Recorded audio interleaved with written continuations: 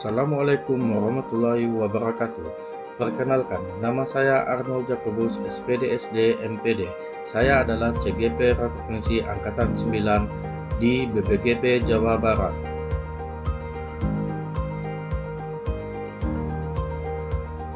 Dengan fasilitator pemandu Ibu Wahyu Ekawati.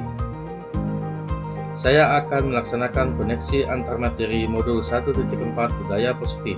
Kesimpulan mengenai peran saya dalam menciptakan budaya positif.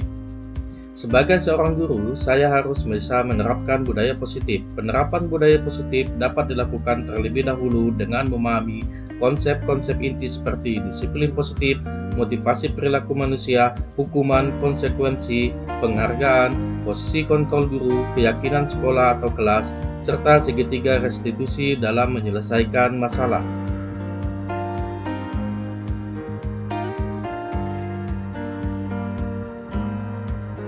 1. Disiplin positif. Seseorang yang memiliki disiplin diri berarti mereka bertanggung jawab terhadap apa yang dilakukannya, karena mereka mendasarkan tindakan mereka pada nilai-nilai kebajikan universal. Sebagai pendidik, tujuan kita adalah menciptakan anak-anak yang memiliki disiplin diri sehingga mereka bisa berperilaku dengan mengacu pada nilai-nilai kebajikan universal dan memiliki motivasi intrinsik, bukan ekstrinsik. Motivasi perilaku manusia ada 3. Yang pertama, untuk menghindari ketidaknyamanan atau hukuman. Yang kedua, untuk mendapatkan imbalan atau penghargaan dari orang lain. Yang ketiga, untuk menjadi orang yang mereka inginkan dan menghargai diri sendiri dengan nilai-nilai yang mereka percaya. Motivasi yang ketiga adalah motivasi internal atau intrinsik, sedangkan motivasi 1-2 adalah motivasi eksternal. Yang selanjutnya, keyakinan kelas. Seseorang akan lebih tergerak dan bersemangat untuk menjalankan keyakinannya daripada hanya sekedar mengikuti serangkaian peraturan tertulis tanpa makna. Murid-murid pun demikian. Mereka perlu mendengarkan dan memahami arti sesungguhnya tentang peraturan-peraturan yang diberikan. Apa nilai-nilai kebajikan di balik peraturan tersebut? Apa tujuan utamanya?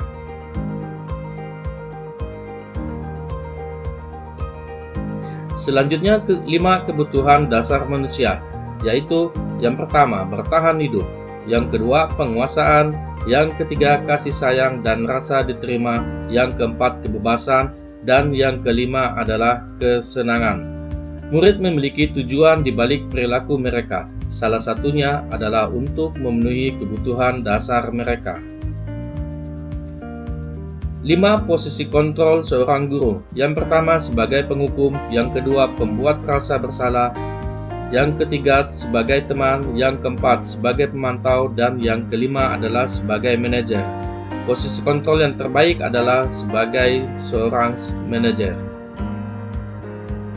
Selanjutnya, konsep segitiga restitusi.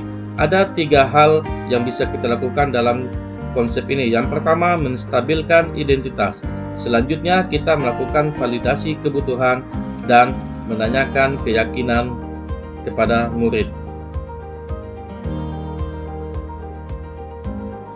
Keterkaitan antar materi. Modul 1.1, 1.2, 1.3, dan 1.4. Pada modul 1.1, keterkaitannya dengan modul 1.4 adalah penerapan budaya positif di sekolah akan memudahkan tercapainya tujuan pendidikan nasional sesuai dengan filosofi KHD, yaitu pendidikan yang berpihak pada murid yang bersifat menuntun dan kodrat anak. Sedangkan pada modul 1.2, budaya positif dapat terwujud jika guru memiliki 5 nilai guru penggerak, yaitu berpihak pada murid, mandiri, reflektif, inovatif, dan kolaboratif. Nilai-nilai itu digunakan untuk menjalani perannya sebagai guru penggerak terkait dengan menuntun kodrat anak. Selanjutnya, pada modul 1.3, visi guru penggerak, penerapan budaya positif dapat memudahkan warga sekolah untuk mewujudkan visi sekolah atau visi guru penggerak melalui prakarya perubahan. Salah satunya adalah impian murid masa depan yang memiliki karakter yang baik, yang memegang teguh nilai-nilai kebajikan pada modul 1.2. Refleksi. Sejauh mana pemahaman Anda tentang konsep-konsep inti yang telah Anda pelajari di modul ini?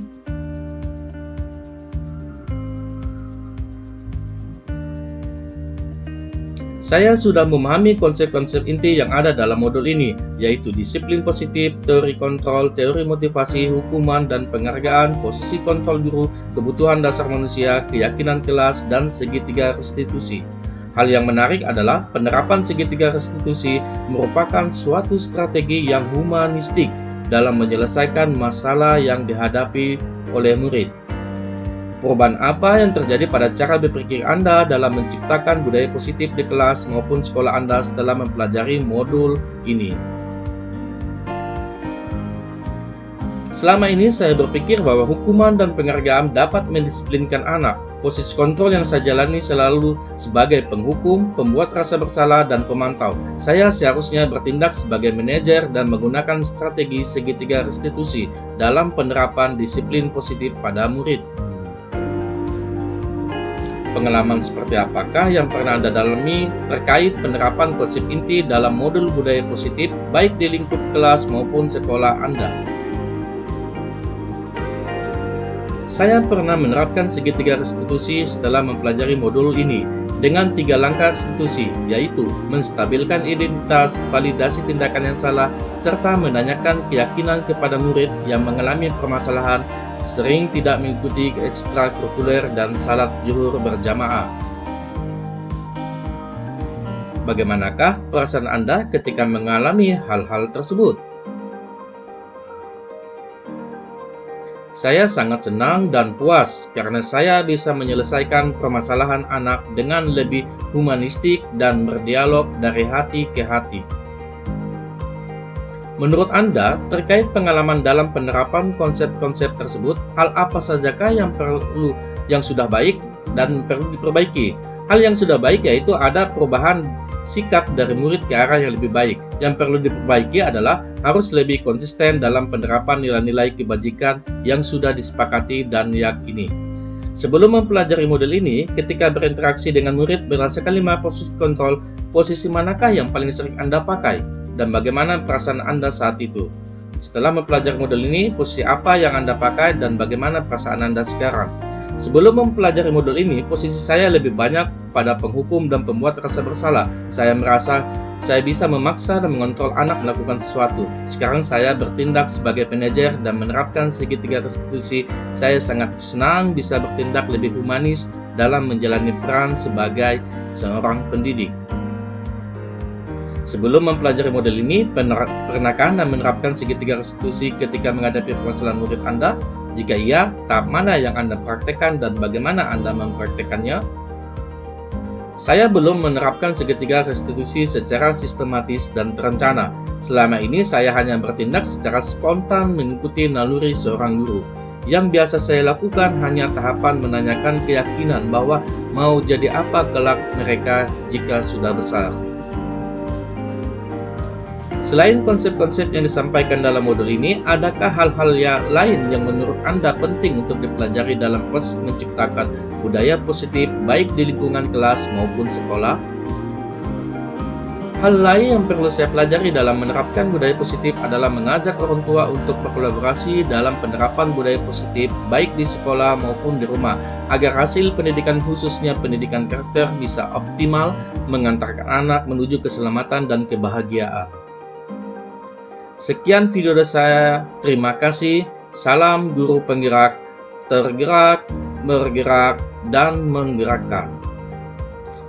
Wassalamualaikum warahmatullahi wabarakatuh.